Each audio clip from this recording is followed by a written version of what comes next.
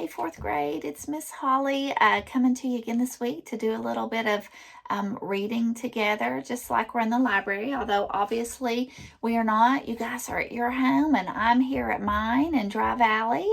We are not, or I'm not outside again this week like I was last week because it's a little bit cold. Hopefully it's going to be warming up again. I'm actually in my pantry. If y'all don't know what a pantry is, that's where you keep food and kitchen things. You can see here, I got my aprons there, and I kind of make it my little office, got a little desk, and got my food over here. I don't know about you all, but I'm spending a lot of time at this house with my kiddos and with Mr. Will, and everybody needs a little place of their own to sneak off to. Maybe you guys have your own room, or I didn't have my own room growing up. Maybe you all do. If you don't, maybe you got a special place you like to get in the house where you can just spend some time by yourself. Everybody needs that. This is my special place, and I like to come in here and read sometimes and just be alone. So I hope that you guys have that in your house somewhere too. We're going to be starting a new book today. I know that we all really enjoy the I Survived books, so I thought that this might be a good time to start a new one. Remember, I Survived is kind of historical fiction, right? The events really happened, but the people in the events are made up characters. That part of it is fiction, okay?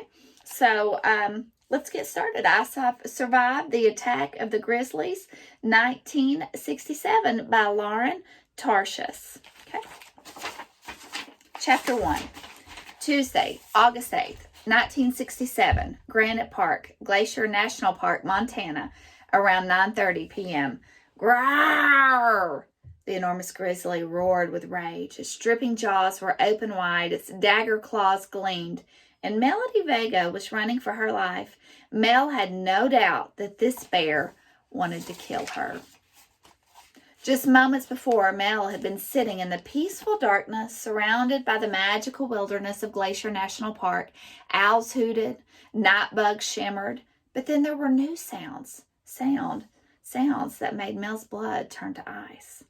Massive paws crunching across the ground, wet, wheezing breaths, low, thundering growls. Mel looked into the distance, and there it was, the grizzly. Its silver-brown fur glittered in the moonlight. Mel's body filled with panic, and before she could stop herself, she was running as fast as she could. Within seconds, the bear was after her, its paws crashing against the ground. Mel's heart pounded with terror as she sprinted toward a pine tree. It was small and thin, but it was her only hope for staying alive. She prayed that this grizzly didn't climb trees. The bear was just one leap away when Mel launched herself into the tree. She gripped a low branch, kicked her legs up, and swung them around. But before she could start climbing, the bear was standing on its hind legs. It swiped at Mel with a giant paw, and the claws tore through the flesh of her leg. Somehow Mel ignored the searing pain, the dripping blood. She clutched the branches with her trembling hands, pulling herself up higher and higher out of the bear's stabbing reach. But the grizzly didn't give up. It pounded the tree trunk, ripped away the branches, and bellowed with fury. Rawr! The spindly tree shook as though it was as terrified as Mel, and then, crack, the branch in Mel's hands broke off. She tipped back. Time seemed to slow as she tumbled through the air, twisting and turning and screaming for help. Down, down, down, she fell.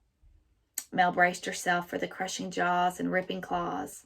No grizzly had ever killed a human in Glacier National Park until tonight. Chapter 2. 2 days earlier, Sunday, August 6th, 1967, Lake McDonald, Glacier National Park, around 8 p.m. Mel, I have a question for you, said Mel's 4-year-old brother Kevin. Go ahead, Mel said. They were on the beach outside their grandfather's log cabin. Kevin was perched on Mel's lap, gobbling a roasted marshmallow. Their campfire crackled. The lake looked purple in the moonlight. What's the most dangerous, most scariest, most fiercest animal? Kevin asked. Here in Glacier? Mel asked. She swallowed the last bit of her own roasted marshmallow. Kevin nodded. A grizzly bear, she said, but only if you surprise it. A grizzly bear, she said, but a grizzly bear, she said, but only if you surprise it. Everyone knew that. What animal can beat a grizzly? He asked. Mel said. She loved her little brother more than anything, but he could drive her crazy with his nonstop questions. What about a mountain lion? Kevin asked. I doubt it, Mel said. She stared into the campfire. Wolf? Probably not. Coyote? I don't think so. I know, Kevin said excitedly. A wolverine. Those were ferocious animals that looked like little bears, but were really kind of a weasel. Mel had no idea if wolverines picked fights with grizzlies. Luckily, their grandfather was just walking down from the cabin, his work boots crunched on the rocky sand. Did somebody say Wolverine? He asked as he sat down next to them. I once saw a wolverine steal a dead deer from 3 wolves. The wolverine was no bigger than a fox, but it had no fear at all. Kevin jumped up off Mel's lap. Can a wolverine beat a grizzly? No, Pop said, shaking his head. Grizzlies are the strongest, but I'll tell you this, wolverines are fierce. Like me, Kevin said with a little growl. He bared his teeth and turned his sticky hands into claws. Then he fell into Pop's lap in a fit of giggles. The sound rose up into the starry sky, and at that moment, Mel could pretend that this was just another normal, happy vacation in Glacier. But of course, there was nothing normal about this trip, and Mel was sure she'd never feel happy again. Dad was back home in Wisconsin. He couldn't miss any more work this year. And Mom? Mom was gone. She died last December in a car crash. Mel felt a stabbing pain in her chest, like her heart was cracking apart all over again. She stood up, fighting tears. Be right back, she told Pops and Kevin as she headed to the cabin. She didn't like anyone to see her cry. Mel hadn't wanted to come to Glacier this year, but Pop said they had to keep up their tradition. They always come to Glacier for 2 weeks in the summer. Mom would want them to be here, Pop said. Dad agreed. You love Glacier, Mel, he reminded her. I think it's going to make you feel better. By better, Dad meant Mel would want to do something other than sitting alone in her room. That she'd want to see her friends, play softball, go bowling, anything. But Mel didn't want to feel better. She just didn't deserve to feel better, since it was her fault that Mom was gone. Mel pulled open the door to the cabin as her mind flashed back to that snowy December night. Her friend Teresa had wanted her to sleep over. Mom said no because the roads were too icy for driving. Mel begged and pleaded. And finally, when the snow had stopped, Mom had agreed to take her. They pulled out of the driveway. The skies had cleared and the snow seemed to glow. Mom had started to sing, Row, row, row your boat.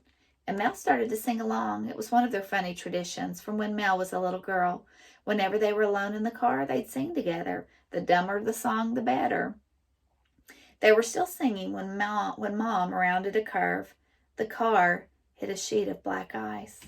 They spun around and around and around, then skidded off the road. The driver's side of the car smashed right into a tree. It was all over in seconds. Mel sat down in a kitchen chair. Dad was wrong. Being in Glacier made her heart hurt even more because everything here reminded her of Mom. Every sparkle on Lake McDonald, every breath of the sweet air, the song of every bird that sang from the pine trees. This had always been Mom's favorite place, and Mel's too. This cabin had been in their family for more than 60 years. Pops and his dad built the cabin back before Glacier was a famous national park packed with people. Mel looked around. The cabin hadn't changed much since then. It was still just 4 small rooms and a porch. It had no electricity, no running water. They slept on cots, read by lantern, and collected rainwater in a big barrel. The toilet was in back in the outhouse. But as Mom used to say, who needed a fancy house when your backyard was 1 million acres of Rocky Mountain wilderness? Look in any direction in Glacier Park and you'd see something that made your eyes pop open wider. A turquoise lake, a waterfall tumbling down a cliff, ice-covered mountains soaring into the sky. Mel wished she was back home in Wisconsin, where she could close the door, turn off the lights, and try to forget. Mel, Kevin bellowed, Pops is going to tell another story. Come on. Mel took a deep breath and headed back outside. She didn't want to upset Kevin. Okay, Pop said, I have a story about an animal way more frightening than a wolverine, to me anyway, because one of these nasty critters attacked me one night. Kevin's eyes grew wide. He had climbed back up on Mel's lap. Tell us, Pops. Oh, I don't know, Pop said, pretending to change his mind. I don't want to scare you. I am brave, Pops. I'm very, very brave, Kevin exclaimed. Mel cracked a smile and held Kevin a little tighter. What would she do without her loud, bossy pest of a brother? All right, Pop said, but don't say I didn't warn you. Okay, guys, we're going to stop on chapter 2. We'll pick up with chapter 3 next. Hope that you guys are doing well. I want you to know that I love you. I really, really do, and I miss you. And I'm just praying prayers of safety and health and wellness and goodness and love over all of you, and looking forward to when we can be together again in the lodge and reading under those twinkle lights. It'll happen before you know it. Okay, guys. Hope to see you soon.